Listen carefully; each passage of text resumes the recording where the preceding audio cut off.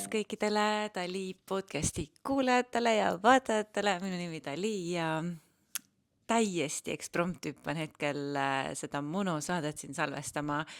Ma olen tegelikult mega väsinud, sest endalgi ootamatult läksin eile, võtan siit tagant mingid asjad ära, sest endalegi ootamatult läksin eile sõpradele külla, aga siis tuli välja, et läks tööks. Läks tööks ja mul toimus ikka päris sügav puhastus ja suures pildis kindlasti kõik hea, aga ma täna tulen, ma olen jumala väsinud. Ja ma pean tunnistama, et ma olen eriti üllatunud, et ma täna praegult siin, nüüd ja praegu otsustasin tulla ja teha seda podcasti. Sellepärast, et kuigi mul on olnud teemasid, mida jagada ja mida ma tahaks jagada, mul tegelikult on hästi mitmeid teemasid, mida ma lihtsalt tahaks jagada. Ma olen viimase 3-4 kuuga käinud hästi sügavates kohtades enda sees. Ma olen hästi sügavalt õppinud, kuidas kogu aeg valida armastus, kuidas olla südames ja see protsess on hästi olnud, ma ei tea, alistumisele kutsuv. Ja tahaks tegelikult sellest rääkida, et mismoodi siis kogu aeg armastust valida ja miks seda teha ja milliseid praktikaid mina olen kasutanud ja kõik see. Siis ma tahaks jagada vaikuses või nagu stillnessis olemise võlu, nii-öelda pausi tegemise võlu ja olulisust. See on ka üks selline asi, mida ma olen, ma arvan, et alates juunikuust eriti intensiivselt praktiseerinud, intensiivne vaikus. Ehk siis eriti intensiivselt praktiseerinud vaikust ja vaikuses olemist ja sükest nagu pausi tegemist ja ma näengi seda, kui oluline on selle pausi tegemine. Ja et mis see siis täpsemalt tähendab ja mis tasanditel pausi teha ja nii-öelda miks seda teha. See on mul endal olnud siin nii fookuses ja siis mõtlesin, et võiks ühe podcasti sellest teha näiteks. Ja siis mul näiteks on siin, üks päev ma mõtlesin tegelikult, ma hakkasin öösel magama jääma ja siis ma mõtlesin, et what if võiks teha hoopis sellise järjejuttu. Mul on lihtsalt nii ebareaalsed ja ongi ebamaised eelmiste eludega seotud kogemused olnud siin viimastel kuudel seoses erinevate ühendustega ja õppetundidega ja siis see on tegelikult oleks nii huvitav jagada nagu täielik seebiooper mingis mõttes, aga selline spirituaalne seebiooper. Ja siis ma mõtlen, et ma tõenäoliselt tahaks siis kunagi mingi raamatu kirjutada, siis mul 2 viimast ühendust meesterahvastega, nagu päris ühendust meesterahvastega olnud lihtsalt ongi nii ebamaised ja nii sügavad ja nii nagu teistsugused ja siis samal ajal nii pealt pööritavad, et seda, kui ma oma sõbrannadel olen seda jaganud või oma üldse lähiringile, siis nad on ka mingi, et oh my god, sellised kogemused. Ja siis ma olengi mõelnud, et sealt oleks tegelikult ka nii palju, et see oleks lihtsalt nagu huvitav asi, mida kuulata. Ja siis ma olen siin mõelnud, et ma olen hästi suure töö suvel ära teinud ka enese väärtustamise osas ja seal on samamoodi olnud hästi ilusad nagu taipamised või siuksed läbimurdekohad, mida ma mõtlesin, et sellest võiks ka teha ühe podcasti. Igal juhul, mul on väga palju ideid, millest võiks teha podcasti ja millest võiks rääkida monosaateid, aga millest ma täna tahan saates rääkida, on tegelikult üks koht, kus ma ise nüüd olen või olin hiljuti. Tegelikult see protsess on ikkagi veel aktuaalne. Ja siis ma mõtlesin, et kuna ma nüüd siin aktiivselt nende retriitidega uuesti tegelen ja issand, ei kujuta ette, kui lahedad retriidid tulevad järgmisel aastal ka veel. Et meil on praegu on ju Vietnamisse, novembris on veel 3 kohta ja 3 kohta ja me oleme nõus tegema niimoodi, et on 4 osas maksmine, ehk siis oktoober, november, detsember ja jaanuar, ehk siis saad 2 kuud maksta hiljem ka, kui retriit on juba ära olnud. Nii et kui see sind huvitab ja sa tahaksid tulla meiega ettevõtluse ja ettevõtlikkuse ja ettevõtte vaimu ja uue ajastu ettevõtluse ja siukse nagu hinge ja vaimuga ettevõtluse tegemisse, harjumused, stressi juhtimine, närvisüsteem, läbipõlemise ennetamine, pluss mega siis Vietnami enda kogemus on ju. üks nädal linnas, teine nädal Paradiisi saarel, siis anna endast ASAP mulle teada ja saame täiega kõik seal need admin asjad seal ümber korda aetud. Ehk siis, et mul on tulemas on ju see novembrikuune Vietnam, siis on meil veebruaris Sansibari naistekas ja tegelikult veebruaris meeste asemel me teeme nüüd hoopis kvantloomise VIP-retriidi VIP2 retriidi, sest et praegult oktoobris tulebki tegelikult kvantloomise VIP1 retriit ja see on VIP seepärast, et seal on ainult 4-5 inimest, hästi väike grupp, hästi privaatne grupp ja me tegeleme kvantloomisega ehk siis kvanttasandiga ehk siis nii-öelda kvantfüüsikaga nii teoorias kui ka praktikas.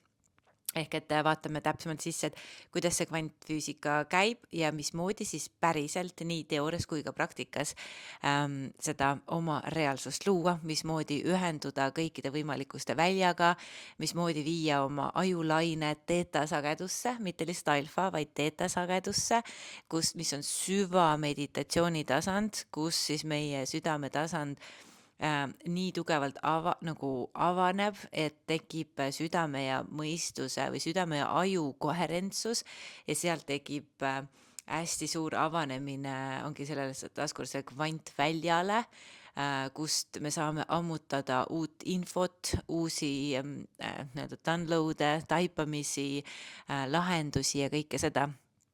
Või siis ka lihtsalt praktiseerida, harjutada ligitõmbamist seda, mida me tahame endale oma ellu tõmmata, on ju.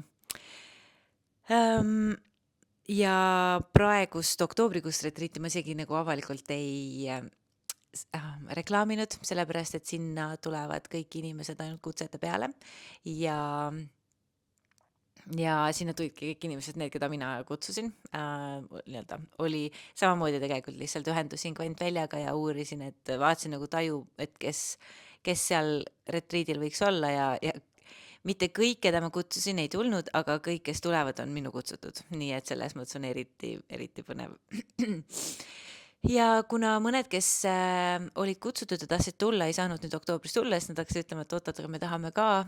Ja siis ma hakkasin vaatama oma kalendrit, et millal siis seda teha ja otsustasin, et meeste retriidi asemel teeme hoopis kvant2 kvantloomise VIP2 retriidi, mis on samamoodi 4-5 inimest pluss siis tiim. Ja ma pean ütlema, et see kestab nädal aega ja sinna on ainult 2 kohta veel vaba, nii et see grupp on juba peaaegu täis. Ja siis tuleb meil Boliivia, on ju. Nii et, aga ükspäev panin siin kokku ka sealt edasi kevad, suvis, sügis, hooaega järgmisel aastal. Lihtsalt nii põnevad retriidid, oh my god. Aga tegelikult sellest ma tahtsingi rääkida. Et vaat üks asi on see, et olla ise nagu sellises nagu retriidi müüja või korraldaja rollis ja siis nii-öelda läbiviija rollis, on ju. Ja siis üks päev mulle saadeti üks retriidi link ja öeldi, et sa võiksid sinna retriidile minna. Tegemist oli suht sarnase kontseptsiooniga, või ongi mingi aeg oli sama, nädal aega kestab, hind oli täpselt sama, mida mina küsin oma retriitide eest. Ehk et justkui nagu parameetrid olid suht sarnased ja siis ma sain läbi teha ja vaadelda ja kogeda täpselt neid samu kohti, mida mul on tunne, et paljud naised, kes mõtlevad, et kas nad valivad retriidile tulla või mitte, läbi teevad. Ehk et kui ma vaatasin seda kodulehte, selle retriidi kirjeldust, programmi, kõike seda, siis mu kehatasand ütles kohe nagu full body yes. Mu kehatasand ütles kohe, et ma tahan sinna minna. Et nii lahe, ma tahan täiega sinna minna. Ja siis hakkasid tulema need igasugused agad. Siis hakkasid tulema need igasugused what if'id ja need sellised need sellised lood, mõistuse lood. Ta hakkasid mulle rääkima, et aga ma olen niigi tegelikult päris palju sel sügishooajal ära, et ma ei peaks oma pojast veel nagu nii kaua eemal olema. Siis hakkas rääkima, et ma pean natukene seal graafikus mingeid asju muutma ja võib-olla see ei ole ikkagi hea ja võib-olla see ei ole ikkagi nagu mugav ja bla bla. Siis hakkas tulema raha teema. Äkki ma ikkagi ei peaks seda raha sinna panema. ja siis ma saan aru, et okei, et aga tegelikult, kui ma vaatan, missugust suurt muutust see loob mu ellu sageduslikult, mis ma saan sellelt retriidilt tõenäoliselt, ma ei tea, uued kontaktid, uued tutvused, uued taipamised, kas või see, et korraks ise lõdvestuda ja minna tavakeskkonnast välja, tavarutiinist eemale, ka oma elu korraks kõrvalt vaadata ja kaugemalt vaadata, distantsilt korraks jälgida seda asja. Et see kõik on tõenäoliselt palju rohkem väärt suuremas pildis kui see rahasumma, on ju. Ehk et hakkasid tulema rahalood, siis hakkasid tulema eneseväärtustamise lood, et ootad, aga kas ma tõesti, et üks asi on see, et ma müün teistele neid retriite ja teen teistele neid retriite ja ma olen ise nii vaimustuses nendest retriitidest, aga et kas mina ise olen siis ka sedavõrd väärtuslik, et ma võiksin ise minna sarnasele retriidile. Ja siis nagu tuli korraks see lugu üles, mis andis nagu omakorda võimaluse vaadata sinna, et oota, aga kus ma siis olen selle eneseväärtustamisega või kus ma siis olen sellega, et kas ma võin endale teha sedavõrd kalli kingituse või kas see on eetiline või kas see on lubatud või kas see on vastutustundlik või ja ma sain nii ilusti need kohad läbi käia ja mul oli täitsa mitu päeva oli päris tugev mõistuse ja südame ühenduse võitlus. Ehk et selline süda ütles nagu kallis, palun mine, palun tee see otsus, palun võta see investeering nii ajaliselt kui ka rahaliselt kui ka energeetiliselt ja palun lihtsalt mine. Et süda ütles nii tugevalt, et ma nagu justkui see sõnum oli see, et ma saatsin sulle selle sinu radarile põhjusega. Ma jagan sulle seda full body yes tunnet või seda südamekutset põhjusega. Et ole hea, tee nüüd ka füüsilises maailmas see samm ära ja ära lase seda mõistust siia vahele. Et süda ütles nii tugevalt seda, et lihtsalt palun mine. Ja siis mõistus, mida sügavamale ma südamesse läksin ja mida rohkem ma oma südamega ühendusin, seda tugevamaks läks ka mõistus. Mõistus hakkas rääkima rohkem neid lugusid, et see ei ole mõistlik, see ei ole arukas, see ei ole vastutustundlik, see ei ole hakkas tooma veel rohkem erinevaid lugusid ülesse, mis tekitasid seda polaarsust siis nende kahe idee vahel minna või mitte aina sügavamalt. Või see polaarsus läks aina suuremaks. Ja selles mõttes oli nii huvitav koht, sest ma olen kuulnud väga palju naisi, kes seni on juba tulnud retriidile ja siis samas, kes praegu ka veel on sellises kohas, et ma täiega tahaks sinna, ma ei tea, Zanzibari naistegale tulla, aga ma ei ole, aga nad ei ole veel ennast kirja pannud näiteks. Ja samas ma tean, mul on täitsa mitu naist, kes on suhteliselt sarnases kohas, kus mina tõenäoliselt, et nagu kaaluvad ja mõtlevad ja ei suuda otsustada ja siis, aga siis ma ise märkasin, et seal kahe vahel oleg, et ma ei ole otsustanud ühtepidi ega teistpidi, et ma ei ole otsustanud, et ma lähen või ma ei ole otsustanud, et ma ei lähe. Et seal on hästi väljakutsuv olla, sest see on hästi väsitav olla, see on selline nagu gaas ja pidur on korraga peal, kütus kulub, rehvid kuluvad, tossu ja kärseb ja tossu tuleb ja bla, aga edasi ei liigu. Ehk et see on selline sisemiselt nagu hästi, hästi väsitav koht, kus olla. Ja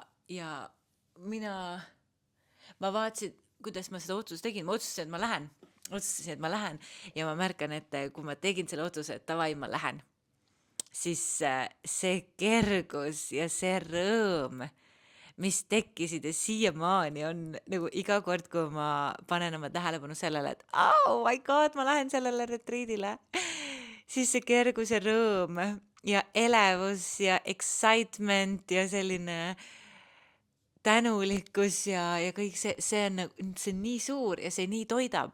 Ja see on täpselt see tegelikult, mida ma ise ka olen õpetanud oma kursustel, et mismoodi siis teha neid otsuseid ja mismoodi see hea tunne tegelikult on indikaator, kuhu suunas me liikuma peame ja mitte. Sest see on tegelikult üks siuke double checki koht, mida ma ka tegelikult enne otsustamist ära tegin ja mis võib-olla sulle, mis iganes elu olukorras võib ka kasulik olla. Et kui nüüd on otsus, on nüüd alad kas minna või mitte minna. Ja siis, kui sa mõtled, et okei, ma teen otsuse, et ma ei lähe. Kõik, ma ei lähe, ma panen selle teema kõrvale, ma ei lähe. et siis tšekata enda sees, mis tunne tekib. Kas on kergendus ja nagu ongi kergendus ja lõdvestus või tekib selline natuke kahetsus või kibedus või mõrudus on seal sees ikkagi. Ja siis teistpidi ka, kus otsustad, et davai, ma usaldan elu. Ma usaldan elu ja ma usaldan seda, et raha tuleb, ma usaldan seda, et aeg on ilusti olemas, ma usaldan seda, kõik jookseb plaanipäraselt, ma usaldan. Ja et mis tunne siis tekib.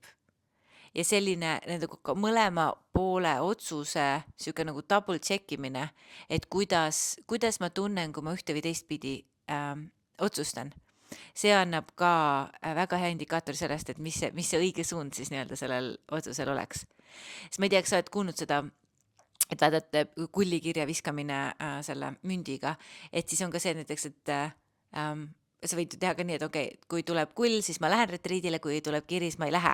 Ja siis sa viskad õhku ja siis paned laua peale ja siis on see, et kui sa vaatad, et näiteks, et kull, ma lähen ja siis on nagu mingi, jess, ma tahtsingi seda.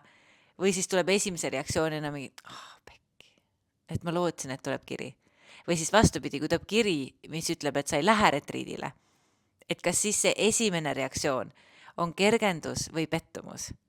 Ja siis see esimene reaktsioon, see on ka üks selline indikaator, mis annab märku sellest, mis sa tegelikult otsustama peaksid või mis sa tegelikult seda kõige suuremat kergust loob. Ja teine koht, mida mina hästi tugevalt tšekkasin enne, kui ma selle otsuse tegin, et kas ma lähen sinna retriidile või mitte, oli see, et okei, et ma praegult olen selles olukorras siin, mõtlen seda, kuidas teha ja kõik see on ju. Aga et kui ma olen aasta pärast või mina järgmisel suvel, mina ongi aasta pärast, mina 2 aasta pärast, mina 5 aasta pärast, et tõin nagu seda nagu erinevat ajaliini sisse ja vaatasin seda samat teemat või seda samat otsust, et kas ma lähen või mitte. Vaatasin seda kuidagi nagu suuremast perspektiivist, et kas, kui ma vaatan 2 aasta võtmes, kas ma tahan, et kui ma vaatan 2 aasta pärast oma elule tagasi, et see retriit oleks läinud mul sinna tehtud ja kogetud asjade nimekirja või ta oleks mul seal tegemata asjade nimekirjas. Ja et kas ma olen rahus sellega, kui ma valin, et ma ei lähe. Või siis on see, et kuhu nimekirja ma tahan, et see otsus mul läheb. Ja et kas ma olen siis kas ma võiksin ka aasta pärast rahus olla sellega, kui ma panen ta sinna tegemata või valimata otsuste nimekirja. Ja siis seal ma olen päris mitu asja oma elus üldse olen ma ümber otsustanud, sest ma mingi, et oot, ma ei taha 3 aasta pärast mõelda, et pekki, ma oleks ikka täiega võinud minna või et miks ma ometi ei läinud. Või siis näiteks, et okei, et ma olen praegu oma elus sellises kohas, kus ma olen, ma ei tea, vallaline, mul on nagu energiat, mul on toimetamisjaksu, mul on rutiinid head, mul on, ma ei tea, ka ajaliselt tegelikult oleks võimalik minna, raha, nagu mul ema ütleb, on alati vahend, mis tuleb ja läheb ja et raha on ainult vahend, mis tuleb ja läheb ja et rahale peab ruumi tegema ja raha peab ringluses olema ja raha alati leiame ja raha alati saab, on ju. Et kuhu ma tahan, et see otsus läheks ja et kas ma olen uhke enda üle, kui ma otsustan mitte minna ja kas ma olen uhke enda üle, kui ma otsustan minna. Ja siis see tšekkamise kohta, et kumma üle ma rohkem uhke olen. Sellepärast, et näiteks mul oli ka ja selleks, et see ei kõlaks mingi propagandana või müügina, sest ma otsustasin, et müüa ma tahan, et te teeksite nagu päriselt südamest selle otsuse ja kõik need praktikad, mis ma siin jagan, ei ole ainult seotud selle retriidiga, või see on lihtsalt ka kõikide teiste otsustega samamoodi.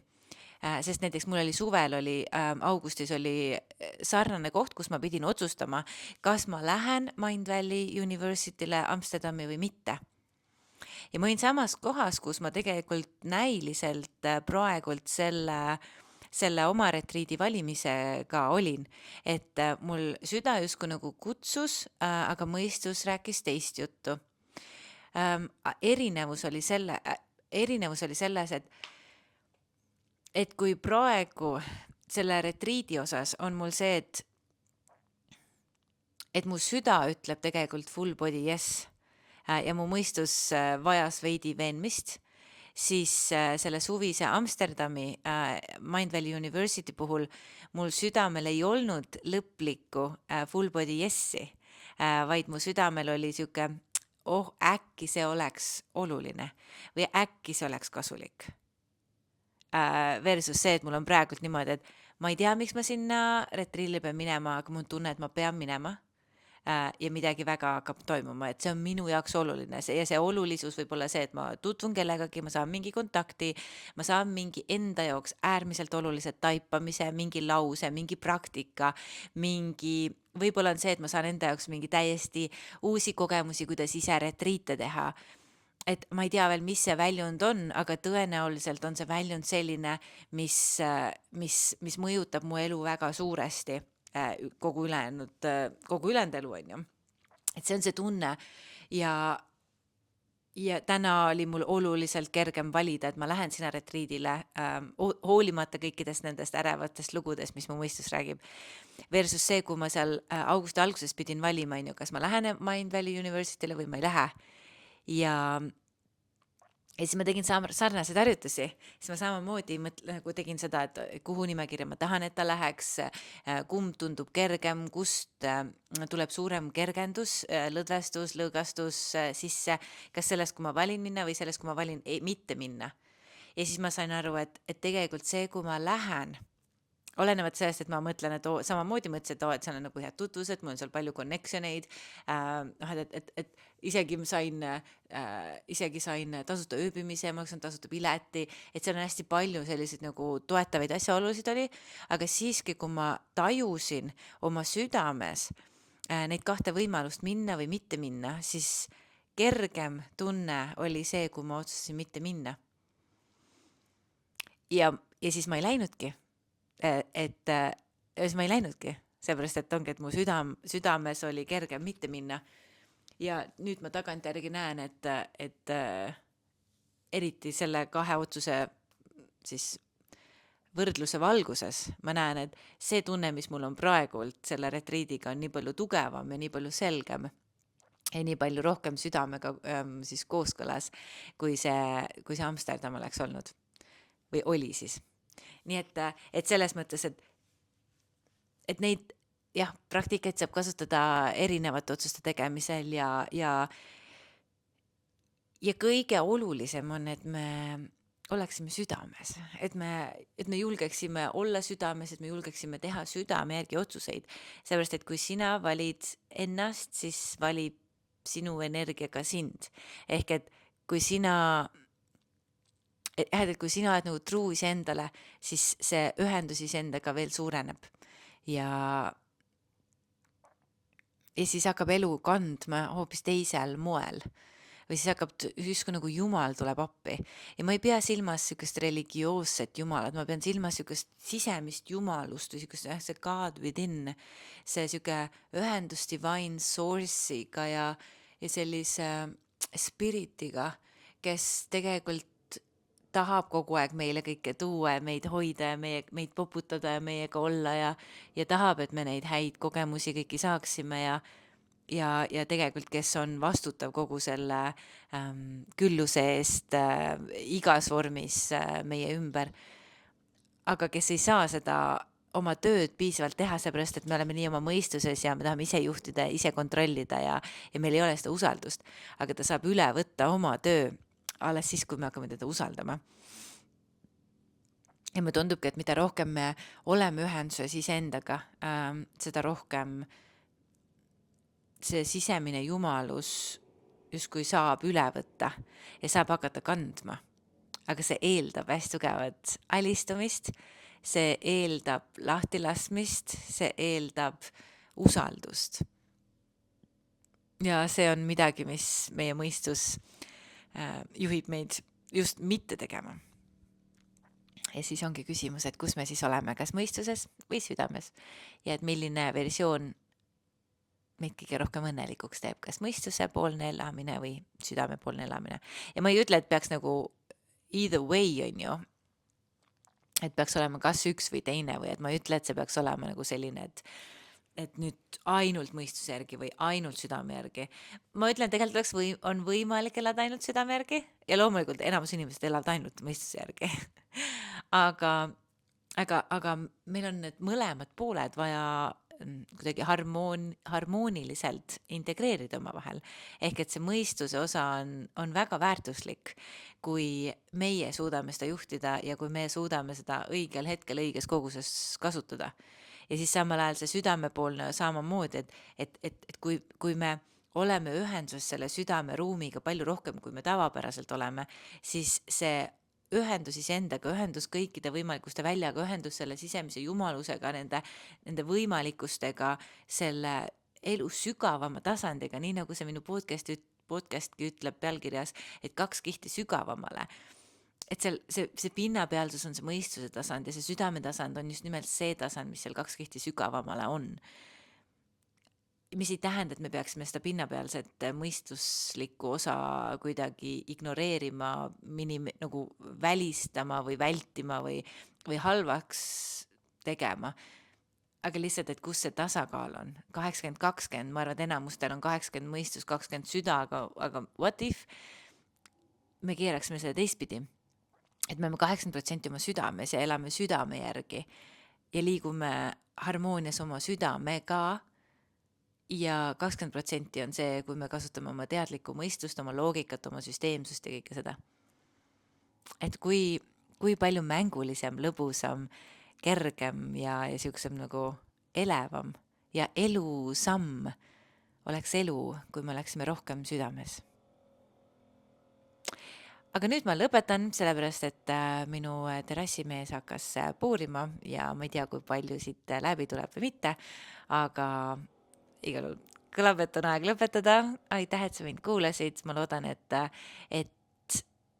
et minu mõttekäik sellest, kus ma ise olen praegult oma elus reaalselt olen, millise otsuse või millise protsessi ma selle retriidile mineku osas ise isiklikult tegin ja millised minu ongi mõtteprotsessid olid, minu analüüsiprotsessid, et need kuidagi äkki aitavad sind kas siis valida samamoodi mingisugust retriiti, mingit reisi või siis ka üleüldises mõttes annavad sulle rohkem tööriistu selleks, et oma elus kergemalt liikuda ja et kogu see liikumine elu valikute vahel oleks veelgi sujuvam ja kuidagi harmoonilisem. Aitäh, et sa mind kuulasid ja kohtumiseni järgmises saates.